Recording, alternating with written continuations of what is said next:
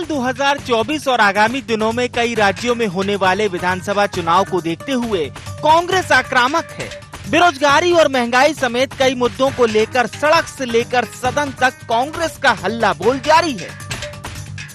केंद्र सरकार को घेरने एक बार फिर कांग्रेस ने बड़ा एक्शन प्लान बनाया है, जिसकी शुरुआत महारैली से हो रही है।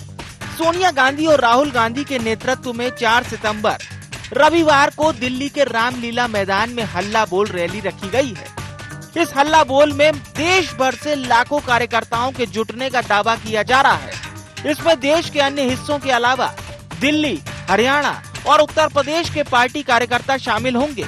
मध्य प्रदेश और छत्तीसगढ़ से भी बड़ी संख्या में नेता और कार्यकर्ता दिल्ली के लिए रवाना हो गए हैं। पूरे देश के अंदर जिस तरह से महंगाई है, जिस तरह से महंगाई की मार है, जिस तरह से बेरोजगारी की मार है और पूरे देश के अंदर अफरा तफरी का माहौल है, जनता त्राहिमाम के हालात के अंदर, उसको लेकर कांग्रेस पार्टी दिल्ली के अंदर एक बहुत बड़ा प्रदर्शन करने जा रही है, जहां मध्य प्रदेश से हजारों कार्यकर्ता कांग्रेस के दिल्ली पहुंच रहे हैं। और ईंट से ईंट बजाने का काम इससे पहले भी भाजपा का किया है और अगर कोई भी सरकार गलत करेगी तो कांग्रेस पार्टी विपक्ष में रहते हुए उसकी ईंट से ईंट बजाने का काम करेगी। जनता के अधिकारों की लड़ाई पहले भी लड़ी है, अब भी लड़ेंगे। इधर कांग्रेस के प्रदर्शन पर बीजेपी हमलावर है। कांग्रेस की प्लानिंग पर बीजेपी ने कांग्रेस नेतृत्व पर ही सवाल खड़े कर दिए। क्या कहा, आप खुद सुनिए। देखिए, मुझे लगता है कि कांग्रेस के नेता जो राजनीतिक रूप से बेरोजगार है, उनको अपनी बेरोजगारी की चिंता है या मध्य प्रदेश की चिंता है। मध्य प्रदेश से भारतीय जनता पार्टी की सरकार है। 1 लाख सरकारी नौकरियां मध्य प्रदेश की सरकार ने निकाली है। मध्य प्रदेश के दूसरे विभागों की शासकीय नौकरियों की प्रक्रिया प्रारंभ है और मध्य प्रदेश में हम हर माह रोजगार मेले लगा रहे हैं और रोजगार की परिभाषा को स्वरोजगार में परिवर्तित कर रहे हैं। तो मुझे ऐसा लगता है कि कांग्रेस के नेता जो राजनीतिक रूप से बेरोजगार हैं, चाहे देश के विषय में या मध्य प्रदेश के विषय में, उसको उनकी अपनी बेरोजगारी की ज्यादा चिंता है, जनता की नहीं। महंगाई के खिलाफ कांग्रेस का महाआंदोलन इसलिए बेहद अहम है क्योंकि कांग्रेस की पहली परीक्षा गुजरात और हिमाचल प्रदेश में होने वाली है। इन दोनों राज्यों में इस साल विधानसभा चुनाव होंगे और इन राज्यों में कांग्रेस का प्रदर्शन आगे के चुनाव की दिशा तय करेगा। Bureau report, IND 24।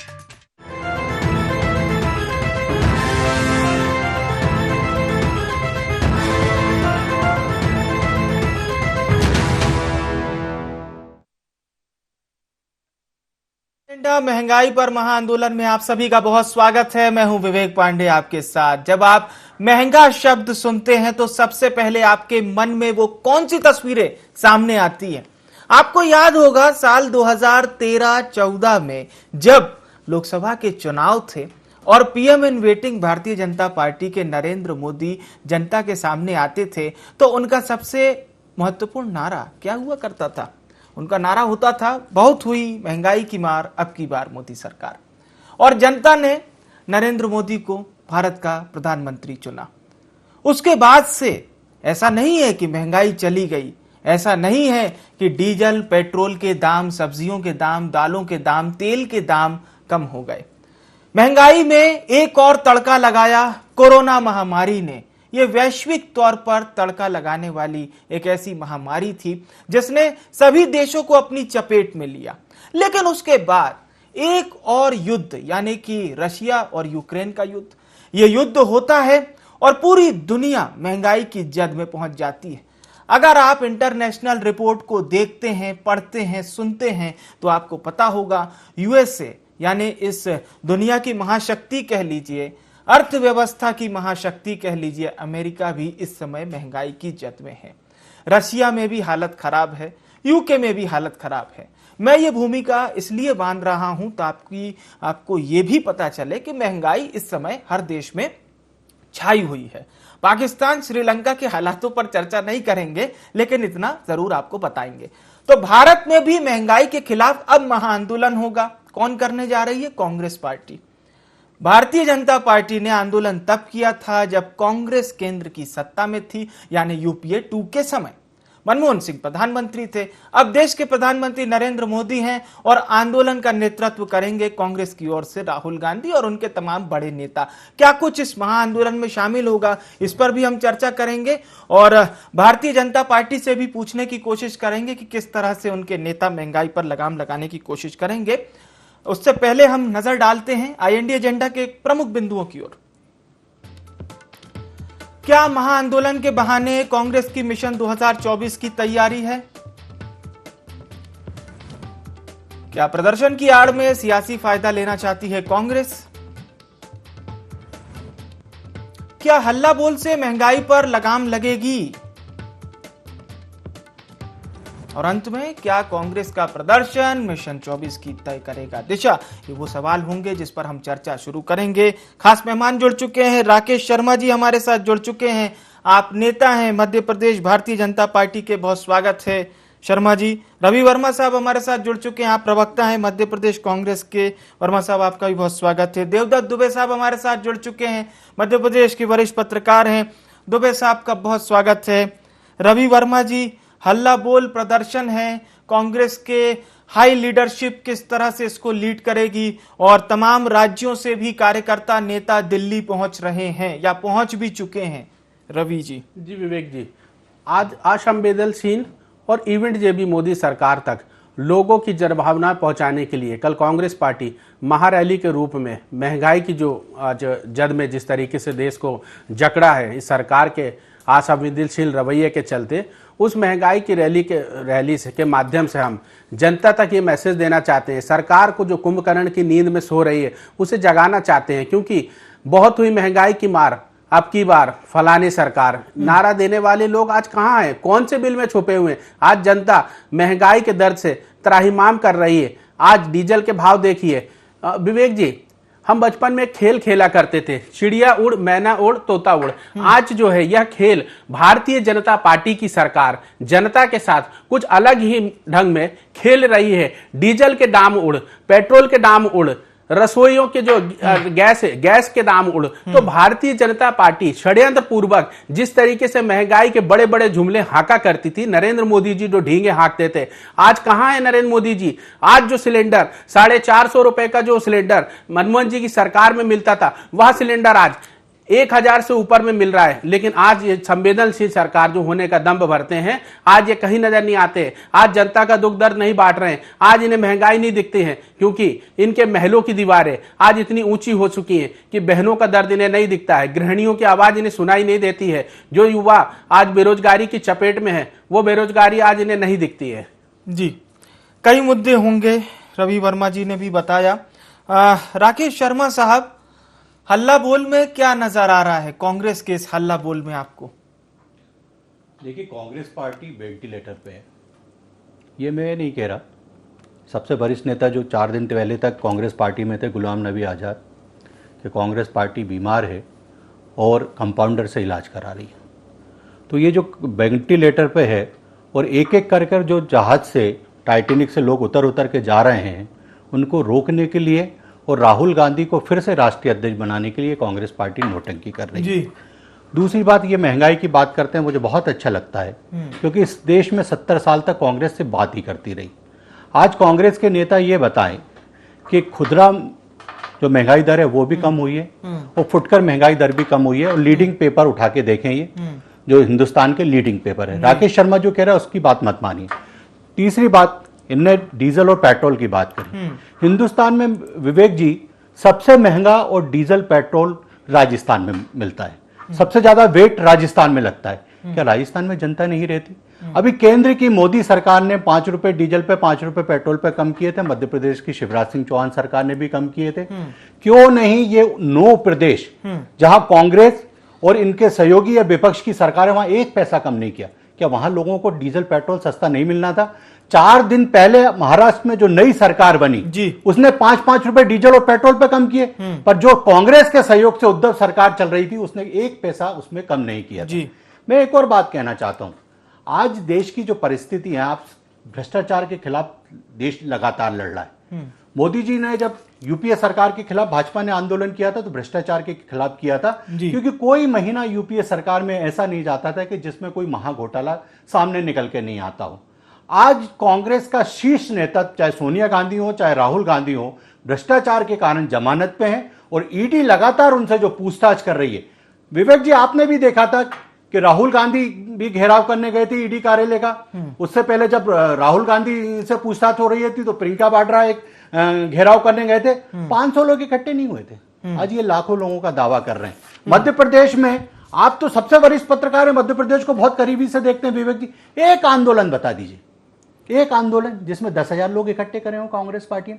अभी कुछ दिन पहले कमलनाथ जी ने आंदोलन किया था, घर से निकले थे, दरवाजे पे आए, हाथ हिलाया, फिर ड्राइंग रूम में घुस गए। तो ये जो एसी कमरे में रहने वाले, व्हाट्सएप पे और सोशल मीडिया पे जीने वाले और ट्वीट करने वाले ये प्रदर्शन की बात कर रहे हैं, ये सिर्फ ये जो भ्रष्टाचार के इनके मामले इनके गले में है, इससे छुटकारा पाने के लिए नोटंकी कर रहे हैं। ठीक है देवदत्त दुबे साहब, 2024 से पहले कांग्रेस का ये हल्ला बोल और उसके बाद राहुल गांधी जी की भारत जोड़ो यात्रा और भी कई प्रदर्शन आने वाले समय में भी हो सकते हैं, लेकिन क्या कांग्रेस भूमिका बनाना शुरू कर रही है? राहुल गांधी जी को जनता के बीच में जिस तरह से वो जाएंगे, क्या ये पूरा प्रोफार्मा है कांग्रेस में जान फूंकने के लिए? देवदत्त दुबे जी, देखिए जिस तरह से परीक्षा सक्रिय हो जाता है पढ़ाई में,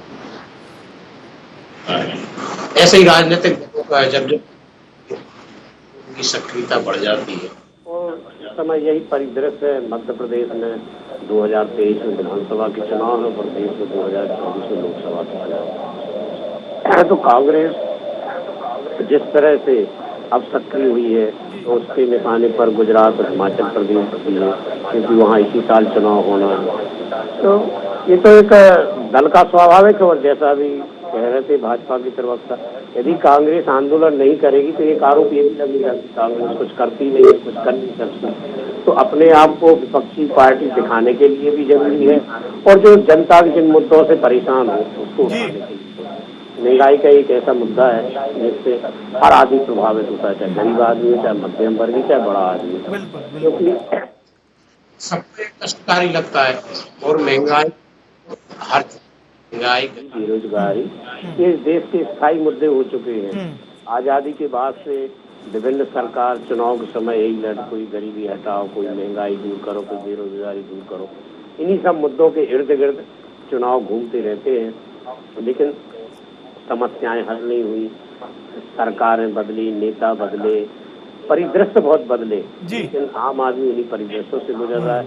कुछ अंतर्राष्ट्रीय परिस्थितियां होती हैं और कुछ जो सरकार चलाने की व्यवस्था होती है उसके कारण भी ये सब चीजें हैं। और इसी कारण लोग कई बार परिवर्तन करके भी देखते हैं, कहीं आप पार्टी भी जीता रहे हैं, कहीं जिन राज्यों में कांग्रेस नहीं हुआ अन्य दल भी जीत रहे हैं। तो ये चलता रहेगा, लेकिन मुझे लगता है कि राजनीतिक दलों को अब स्थायी समाधान देखना चाहिए, क्योंकि मध्यम वर्गीय की कमर टूट रही है।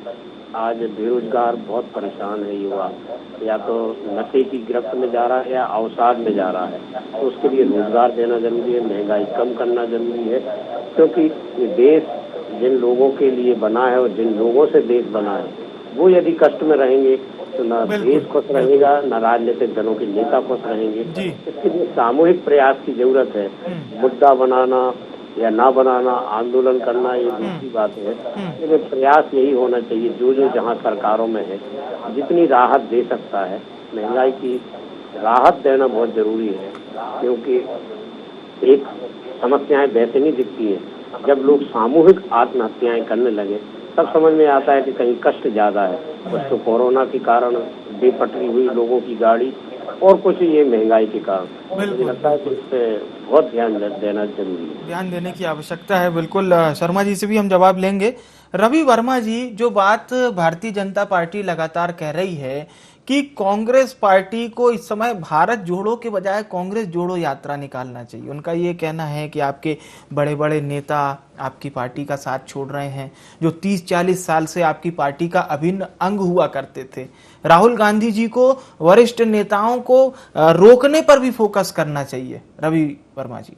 जी विवेक जी, जो लोग गए हैं वे कांग्रेस पार्टी ने उनको शीर्ष से लेकर बड़े से बड़े हाउस हर पद पे नवाजा, लेकिन आज जब संघर्ष का समय आया है, वे अपनी महत्वाकांक्षा के चलते अगर छोड़कर जा रहे हैं, तो कांग्रेस पार्टी इस विषय में चिंतन भी करती है और मंथन भी करती है। लेकिन कांग्रेस पार्टी की विचारधारा के साथ आज मुझ जैसे लाखों हजारों कार्यकर्ता जुड़े हैं और गांधी की सोच के साथ निरंतर पार्टी के संग खड़े हैं और हर मोर्चे पर खड़े हैं।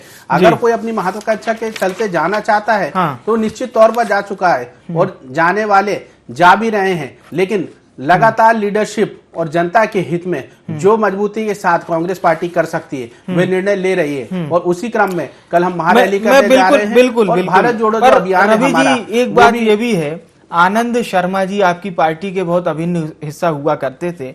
आनंद शर्मा जी से जब पूछा गया कि आप तो कांग्रेस में लंबे समय से थे, कांग्रेस ने हमेशा आपको बड़े पदों पर रखा और बकायदा कई राज्यों की बागडोर तक आपने संभाली है पर्यवेक्षक के तौर पर, तो फिर क्यों आपने कांग्रेस से इस्तीफा दिया? तो उन्होंने ये कहा कि हम पर उंगली उठाने वाले कांग्रेस के वो लोग हैं जिनको हमने लीडरशिप सिखाई थी, हमने कांग्रेस को खड़ा किया, बिल्ड किया, हम लोग चमचागिरी नहीं कर सकते। ये उनके शब्द, आनंद शर्मा जी के शब्द बता रहा हूं मैं आपको, जो अब आपकी पार्टी में नहीं है। तो क्या ये सब गौर करने वाली चीज नहीं है, या आप केवल यही बोलेंगे कि जो अभी शशि थरूर जी के भी जो बयान आ रहे हैं वो भी आप लोग समर्थन नहीं कर रहे उनका? जी विवेक जी, मैं पुनः अपनी बात को उसी क्रम में चालू करता हूं। मेरी छूट चुकी थी। कांग्रेस पार्टी ने इन्हें क्या नहीं दिया? 40 साल से उस हर पद पे बैठाया, जहां ये जीतने के लायक भी नहीं थे वहां राज्यसभा भेजा, इन्हें राज्यों का प्रभारी बनाया, लेकिन परिणाम क्या रहे? कुछ नहीं रहे। आज जब पार्टी के लिए संघर्ष का समय चल रहा है, आज जब हमें जनता के लिए खड़े होना है, तब ये अपनी सत्ता पूर्ति के लिए, स्वार्थ पूर्ति और अपनी महत्वाकांक्षा के चलते पार्टी के पीठ में छुरा भोंकने का काम करने वाले आज जो है पार्टी छोड़कर जा रहे हैं। तो इसमें कोई अतिशयोक्ति नहीं है। मैं पुनः कह रहा हूं, मेरे जैसे हजारों लाखों लोग कार्यकर्ता इस कांग्रेस पार्टी के साथ खड़े हैं, जनता के दुख उनके बांटने के लिए खड़े हैं, उनकी लड़ाई लड़ने के लिए खड़े हैं। कांग्रेस पार्टी सदैव से जनता के साथ रही है, जनता के हित के लिए खड़ी रही है, और विचारधारा जो है जनता की और गांधी की उस सोच के साथ लगातार आगे बढ़ती है और लीडरशिप को डेवलप करती है। और उसी दिशा में आज जनता की हक आवाज को बुलंद करने के लिए राहुल जी और पूरी समूची कांग्रेस और देश की जनता की आवाज को कलम इस गूंगी बहरी सरकार के कानों तक पहुंचाने के लिए कल जो है हम महारैली करने जा रहे हैं। ठीक है, बिल्कुल बिल्कुल। राकेश शर्मा जी, मैंने आपके बड़े नेताओं के भी ट्विटर अकाउंट देखे हैं। आप लोग बिजनेस इनसाइडर की वो स्टोरी को तो फॉरवर्ड करते हैं जिसमें आज सुबह से ही बिल्कुल उत्साह वाला माहौल है, और होना भी चाहिए। भारत विश्व की 5वीं सबसे बड़ी अर्थव्यवस्था बना है, एक बार फिर से हमने ब्रिटेन को पछाड़ दिया है। लेकिन कुछ ऐसे चीजें भी होती हैं, वो भी शेयर करना चाहिए कि प्रति व्यक्ति आय किस तरह से कम हुई। मुद्रास्फीति की दर जो आप बता रहे थे, देखिए सर, हर महीने मुद्रास्फीति की दर अलग अलग आती है। जाहिर सी बात है ये घट रही है, लेकिन इसका फायदा आमजन तक कब पहुंचेगा? आप चर्चा नहीं करेंगे राकेश जी, इस पर चर्चा चलिए, ये सुनिए वर्मा साहब, बिल्कुल राकेश जी बोलिए। जी बोलिए। देखिए, मेरे विद्वान साथी को मैं बताना चाहता हूं, ये जो सुनना चाहते हैं उसी से शुरुआत करता हूं। हिंदुस्तान में 80% पाम ऑयल इंडोनेशिया से आता था। जो हम खाने का तेल इस्तेमाल करते हैं उसमें पाम ऑयल का इस्तेमाल होता है। 80% तेल इंडोनेशिया से आता था। इंडोनेशिया सरकार ने पूरी तरह से पाम ऑयल के निर्यात पर रोक लगा दी जी। उसके बाद भारत के प्रधानमंत्री ने वहां के प्रमुख से बात करी, वहां से उन्होंने अनुमति दी। भारत में जो पाम ऑयल आता था उस पर 20% ड्यूटी लगती थी विवेक भाई। भारत की सरकार ने पूरी की पूरी ड्यूटी खत्म कर दी 20%। उसका बेनिफिट आम आदमी को यह मिला कि तेल प्रति 50 रुपए के रेट कम हुए पिछले 3 महीने के अंदर। खाने वाले तेल, खाने बात कर रहा हूं जी।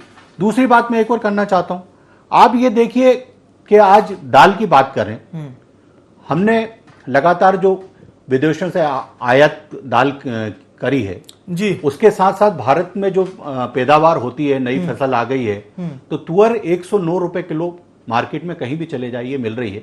नहीं तो यही मनमोहन सिंह जी की सरकार ने हमने 180 रुपए किलो तुअर दाल यही भोपाल शहर में खरीदी। अब तीसरी बात में आता हूं, ये बेरोजगारी की बात करते हैं। विवेक जी, कल 18,000 शिक्षकों को नियुक्ति पत्र मध्य प्रदेश के लाडले, लोकप्रिय, जननायक, भगवान के वरदान शिवराज सिंह चौहान अपने हाथों से दे रहे हैं। कितने? 18,000 शिक्षकों को। आज कहीं ना कहीं आप देखिए हर महीने रोजगार मेले हो रहे हैं, उसमें 9,05,000 युवाओं को 6,018 करोड़ रुपए हमने अभी उपलब्ध कराए। मैं एक और बात कहना चाहता हूं, ये जब बेरोजगारी की बात करते हैं तो अपने प्रदेशों पर भी एक बार देखना चाहिए। आज हिंदुस्तान में, राजस्थान में बेरोजगारी दर 33.5% है, मध्य प्रदेश में 0.5% है। तो अब आप समझदार हैं, हमारे दर्शक भी समझदार हैं, इस आंकड़े को देख के समझ सकते हैं कि किस प्रदेश में महंगाई ज्यादा है, किस प्रदेश में डीजल पेट्रोल ज्यादा है, किस प्रदेश में कानून व्यवस्था की नाम की कोई चीज नहीं है। मैं इस बात को स्वीकार करता हूं विवेक जी, आज पूरे विश्व की स्थिति आपने एक खाका पेश किया, मैं आपको सराहना करता हूं कि इतनी ईमानदारी से आपने इस बात को स्वीकार किया कि अमेरिका हो, चाहे इंग्लैंड हो, चाहे फ्रांस हो, चाहे यूरोपीय जितनी कंट्री हो, उनकी आर्थिक स्थिति बहुत खराब है। एक तो कोरोना, फिर उसके बाद जो रशिया और यूक्रेन का युद्ध हुआ, क्योंकि पूरे विश्व में क्रूड ऑयल से लेके तो अनाज से लेके तो हर चीज रशिया सप्लाई करता था, एक उस पर किसी तरह से रोक लगी है। मैं एक और बात कहना चाहता हूं कि आज जो विश्व में कोरोना के कारण आप पाकिस्तान की स्थिति देख लीजिए, दिवालिये पे आ गया, श्रीलंका की स्थिति देख लीजिए, दिवालिये पे आ गया, नेपाल की स्थिति देख लीजिए, दिवालिये पे आ गया, बांग्लादेश की स्थिति देख लीजिए, दिवालिये पे आ गया। ये पूरे देश जो है और यूरोपियन कंट्री से तो अमेरिका से लेकर रशिया तक आज हमारी तरफ देख रहा है कि भारत हमारी मदद करे। आज भारत इतनी मजबूत स्थिति में है कि दूसरों की मदद कर रहा है, तो कहीं ना कहीं अपने देश की चिंता नहीं करेगा क्या? बिल्कुल। मैंने आपको तेल की बात करी, मैंने खाने की तेल की बात करी, मैंने डीजल पेट्रोल की बात करी। आप जो कहते हैं कांग्रेस के नेता उस पर अमल क्यों नहीं करते? मैंने कहा जब केंद्र सरकार ने पैसे 10 रुपए कम किए थे तो आपने क्यों नहीं, आपके प्रदेश ने 1 पैसे कम किए थे? उस समय तो आप ये कहते थे महंगा है डीजल पेट्रोल महंगा है, तो भैया अपने प्रदेशों के बारे में भी बात कर लीजिए। मेरा सिर्फ इतना सा कहना है कि मध्य प्रदेश में लगातार युवाओं को रोजगार की भी चिंता हो रही है और महंगाई के खिलाफ भी बिल्कुल सरकार रवि वर्मा लड़ रही है और रोजगार भी लगातार दे रही है। राकेश शर्मा जी ने तो डिफाइन कर दिया है, रवि वर्मा जी काउंटर कर सकते हैं आप। जी विवेक जी, मैं सुन रहा था राकेश जी की बातों को। दरअसल मेरे साथी मित्र हैं ना जो विद्वान, वो केवल झूठ की कश्ती से जो है समंदर को पार न करना चाहते हैं। आज मध्य प्रदेश में जिस तरह से अतिथि विद्वान आज भी सड़क पर धरने प्रदर्शन कर रहे हैं, आज भी उनका प्रदर्शन था और कंटिन्यू प्रदर्शन करने का उन्होंने संकल्प लिया है। क्या सुध ले रहे हैं सड़क पर उतरने वाले सिंधिया जी? आज कहाँ हैं? कहाँ है शिवराज जी? ये नाटक नौटंकी छोड़िए। राकेश जी चर्चा थोड़ा सा होने दी। राकेश जी चर्चा होने दी। हाँ बिल्कुल करेंगे। आज अतिथि शिक्षक आज भी जो है लगातार अपनी मांग को लेकर सड़कों पर जो है विराजमान है और इस सरकार की ओर देख रहा है। और आज भी नर्सिंग घोटाला हो चुका है जहां 1 लाख से अधिक जो है छात्र छात्राओं का भविष्य बर्बाद हो चुका है। कैमरा जी भी मंत्री कहां है? आज क्यों नहीं वो इस सुध पर लेते हैं? सरकार है या सर्कस? होना यह चाहिए था कि नैतिकता के साथ इस घोटाले की जांच के आदेश करते, क्योंकि गड़बड़ घोटाले में डूबी हुई शिवराज सरकार आज इस घोटाले पे चर्चा नहीं करती है। लाखों हजारों छात्रों का भविष्य बर्बाद करने वाले आज रोजगार की बात कर रहे हैं। बड़ी शर्म की बात है। इनसे बात करो मध्य प्रदेश की तो ये अन्य राज्यों पर लेकर जाते हैं, क्योंकि मध्य प्रदेश में बताने के लिए इनके पास कुछ नहीं है, तो ये इधर उधर की बातें करके केवल जनता को भड़काने का काम करते हैं। विवेक जी आज जो है, विवेक जी थोड़ा सा समय चाहूंगा, आज जो है बिलो द पावर्टी जो गरीबी रेखा से जो है 22 करोड़ लोग कोरोना काल आने के पहले ही चले गए थे।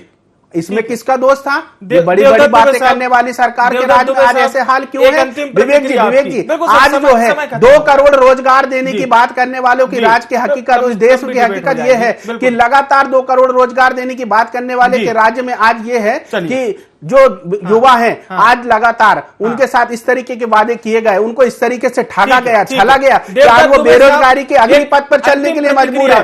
लेकिन केवल इवेंट जेबी सरकार, हेडलाइन जीबी सरकार केवल जनता को बरगलाने का काम करती है। सोनिया गांधी प्रियंका वाड्रा, पूरे देश में बाढ़ आई हुई है। प्रियंका वाड्रा, सोनिया गांधी। शर्मा साहब प्लीज। राकेश जी लगातार हमारे नेता बिल्कुल आएंगे राकेश जी, बिल्कुल आएंगे जी। वो दुख तकलीफ में गए थे राकेश जी, आपके जैसा बहुत बहुत धन्यवाद आप सभी मेहमानों का हमारे साथ चर्चा में शामिल होने के लिए। दुख की घड़ी में भी आप राजनीति कर रहे हैं, शर्म आनी चाहिए। चलिए शर्म आनी चाहिए।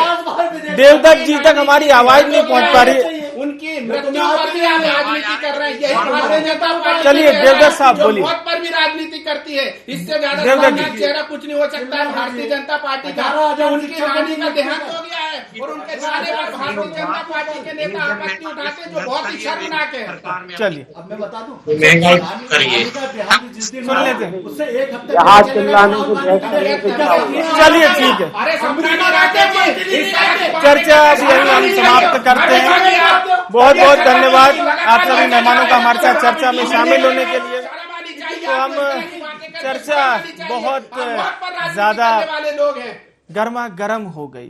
कांग्रेस और बीजेपी जब आमने सामने होती है, मुद्दों की बात होती है, तो चर्चा इतनी गर्म हो जाती है कि उस शोर में हम वो मुद्दे अक्सर भूल जाते हैं।